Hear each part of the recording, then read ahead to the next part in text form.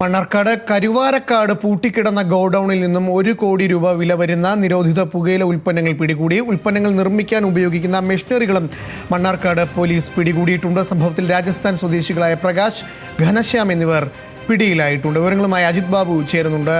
അജിത്ത്, ഈ പുകയില ഉൽപ്പന്നങ്ങൾ നിർമ്മിക്കുന്ന ഒരു സ്ഥലമായിരുന്നു അല്ലേ അത്? 67,500 പാക്കറ്റ് ഹാൻസ് മാത്രം ഇവിടുന്ന് പിടിച്ചിട്ടുണ്ടെന്ന് പറയുമ്പോൾ തന്നെ എത്രമാത്രം വലിയ കേന്ദ്രമായിരുന്നതെന്ന് വ്യക്തമാകുന്നതാണ്. മാത്രമല്ല 700 കിലോ അസംസ്കൃത വസ്തുക്കളും മണ്ണാർക്കാട് പോലീസ് പിടിച്ചെടുത്തിട്ടുണ്ട്. പോലീസിന് ലഭിച്ച രഹസ്യവിവരത്തെ തുടർന്ന് നടത്തിയ പരിശോധനയിലാണ് 1 കോടി രൂപ വില വരുന്ന ഇത്തരത്തിൽ നിരോധന പുകയില ഉൽപ്പന്നങ്ങൾ പിടികൂടിയത്. ഏറ്റവും പ്രധാനപ്പെട്ട കാര്യം, ഇവിടെ ഉണ്ടായിരുന്ന 2 പേർ, അതായത് രാജസ്ഥാൻ സ്വദേശികളായ 31-കാരനായ പ്രകാശ്, അതുപോലെ തന്നെ 39-കാരനായ ഘനശ്യാം എന്നിവരെ പോലീസ് പിടികൂടിയിട്ടുണ്ട്. പക്ഷേ ഇവരിവിടുത്തെ ജോലിക്കാർ മാത്രമാണ്. ഇതിന്റെ നടത്തിപ്പുകാരായിട്ടുള്ള ആളുകളെ ഉൾപ്പെടെ കണ്ടെത്തേണ്ടതുണ്ട്.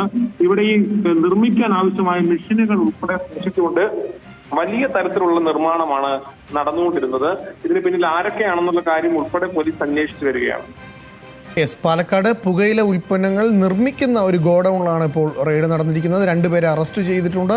1 കോടിയിലധികം രൂപയുടെ പുകയില ഉൽപ്പന്നങ്ങൾ പിടിച്ചെടുത്തു എന്നുള്ള പ്രധാനപ്പെട്ട ഒരു വാർത്ത പുറത്തു വരുന്നുണ്ട്. അജിത് ബാബുവാണ് വിവരങ്ങൾ നൽകിയത്.